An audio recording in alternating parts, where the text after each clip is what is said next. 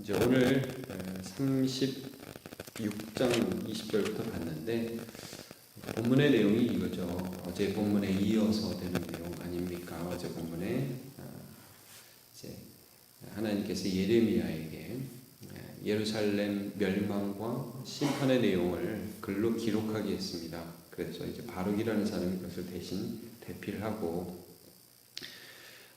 내용은 이거죠. 예루살렘 멸망한다. 너네 죄 때문에 바벨론에게 너희가 다 포로로 끌려갈 것이다. 이런 내용을 이제 기록하는데 이 내용을 기록한 하나님의 의도가 어디 있느냐? 우리가 그 3절에 나오지 않습니까? 3절 앞에 보시면 이 예레미야가 네리야의 아들 바룩을 부르며 바룩이 예레미야가 불러주는 죄송합니다. 36장 2절입니다. 3절이 아니라 너는 두루마리 책을 가져다가 내가 네게 말하던 날부터 요시야 날부터 오늘까지 이스라엘과 유다와 모든 나라에 대해 내가 너에게 일러준 모든 말을 거기에 기록하라. 쭉 기록합니다. 기록을 해가지고 3절에 쭉 보면 각기 악한 길에서 돌이키리니 그리하면 내가 그 악과 죄를 용서하리라 할 말씀이 있습니다. 그러니까 하나님께서 하시는 말을 듣고 말씀을 듣고 이들이 우리가 정말 잘못했습니다 라고 생각하고 돌이키면 혹시나 행여나 돌이키면 하나님께서 용서하시려는 그런 마음이 하나님의 마음이었던 것이죠.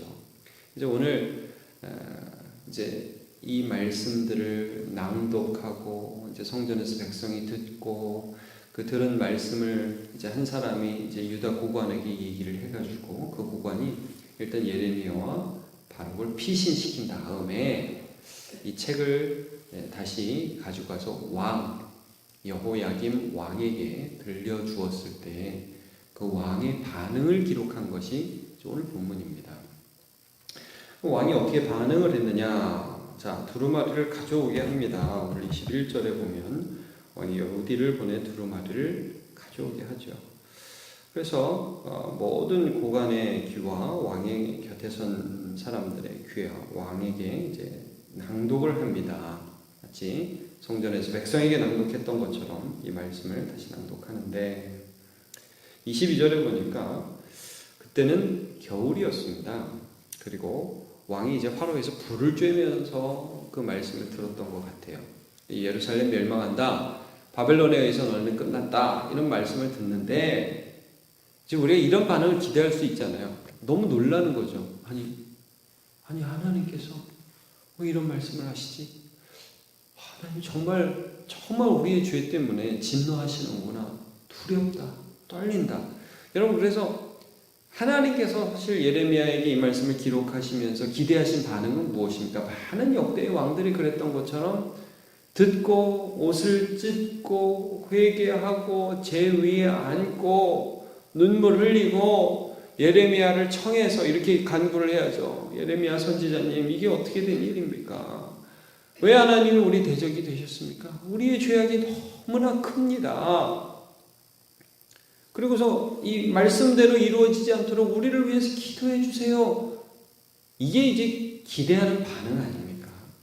수많은 선지자들이 그렇게 말씀을 전했을 때 또 하나님의 사람들이 그렇게 반응했고요. 여러분 다윗이 어떻게 반응했습니까? 하나님이 그렇게 당신의 죄를 지어서 그냥 안 놔둡니다. 당신 하나님께 벌 받을 겁니다. 내가 범죄하였나이다. 그러고 바로 납작 엎드리잖아요. 이제 이 여호야김 왕의 반응을 한번 보시죠. 23절이죠. 여후디가 서너 쪽을 낭독하면 왕이 칼로 그것을 연하여 베어 화로불에 던져서 두루마리를 모두 태웠더라.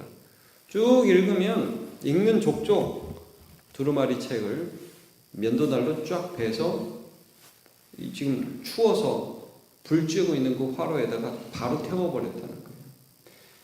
떨고 무서워하고 그러는 게 아니라 예레미야 얘가 무슨 권위로 우리한테 이런 글을 써?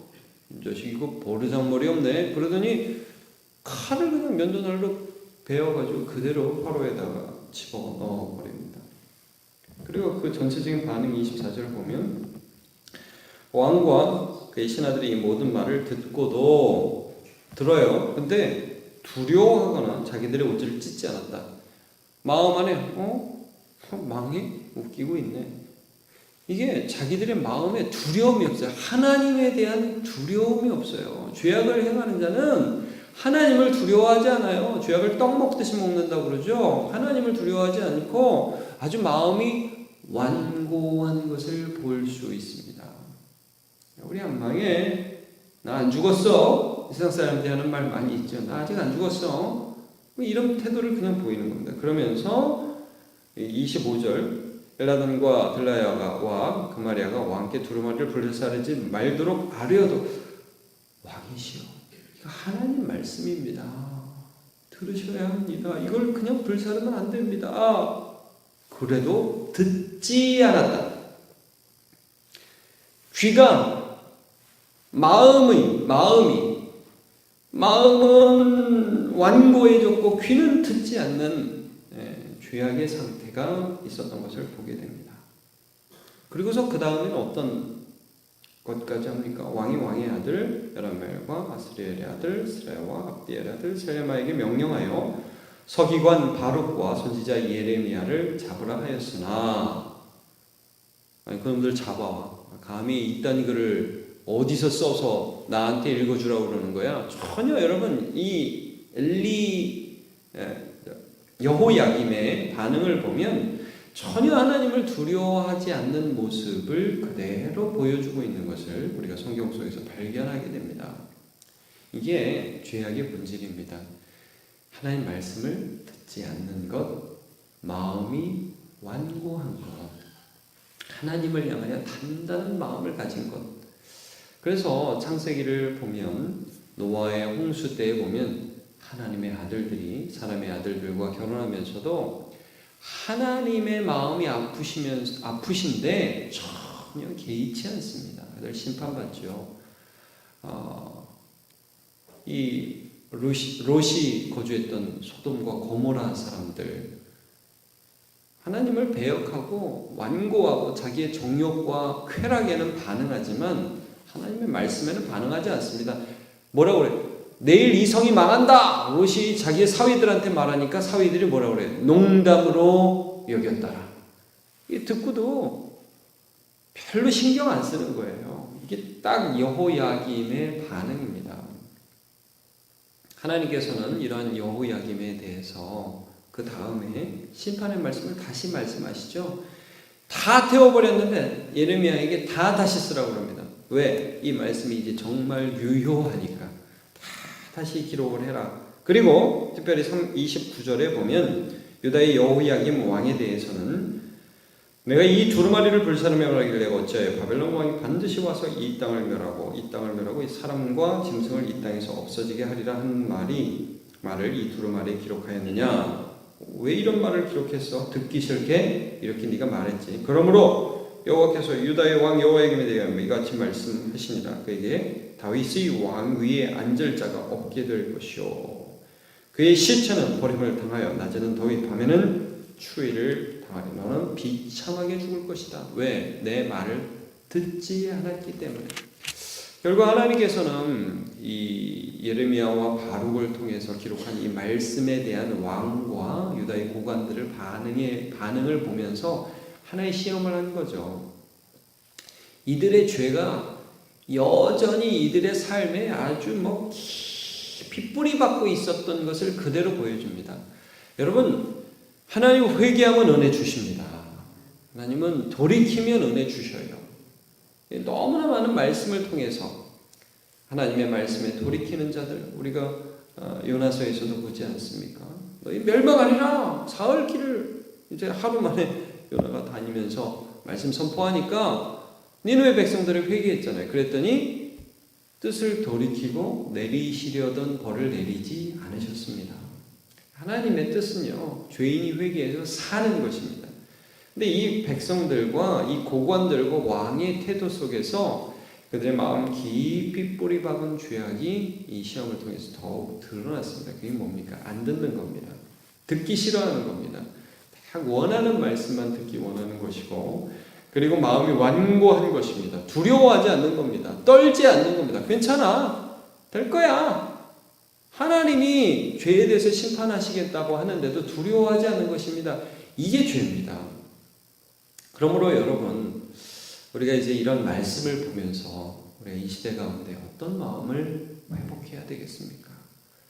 진정 우리 하나님을 두려워하는 마음입니다.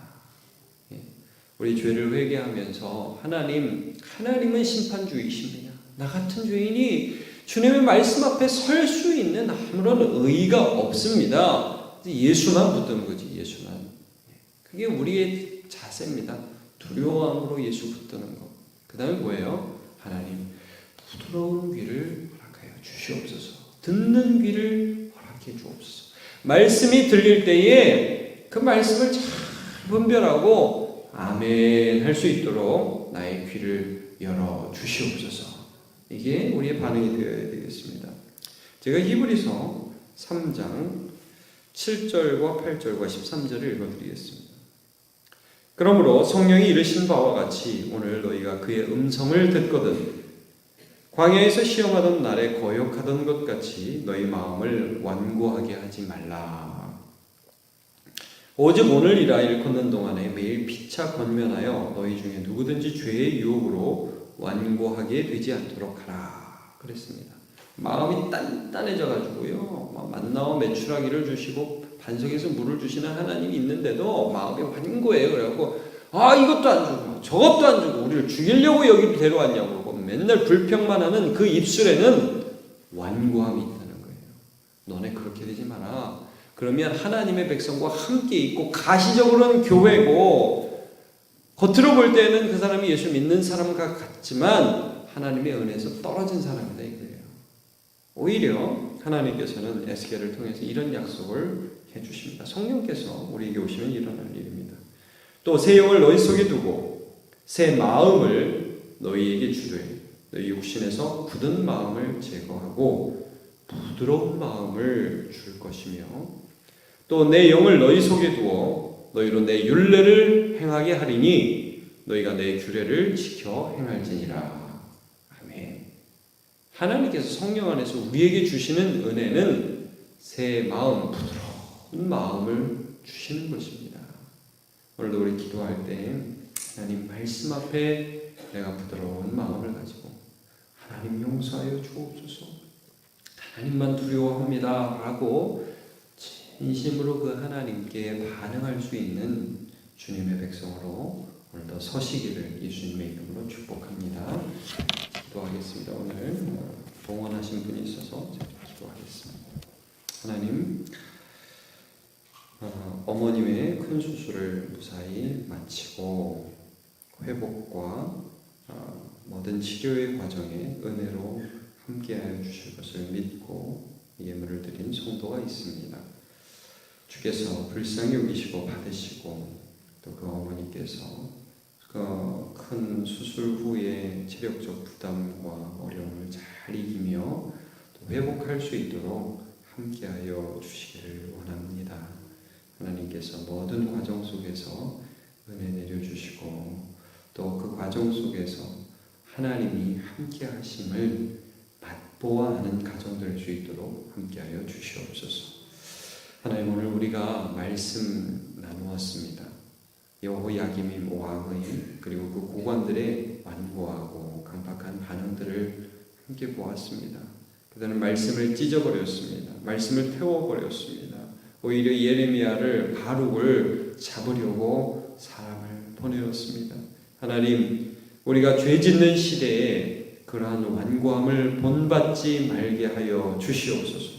오히려 다윗과 같이 하나님, 내가 범죄하였나이다 라고 무릎 꿇게 해주시고 말씀에 귀 기울이게 하여 주시고 죄악된 길에서 돌이키게 하여 주시고 하나님의 말씀에 반응하여 사는 사람 될 수 있도록 은혜 내려 주시옵소서. 하나님, 오늘 이 나라와 이 백성 가운데에 하나님의 말씀에 반응하며 통회하며 자복하며 먼저 주님 앞에 무릎 꿇는 사람이 나와야 할 텐데 그것이 바로 우리가 될 수 있도록 은혜 내려 주시옵소서. 하나님, 오늘도 도우시는 주님의 은혜를 간구하며 예수님의 이름으로 기도하옵나이다.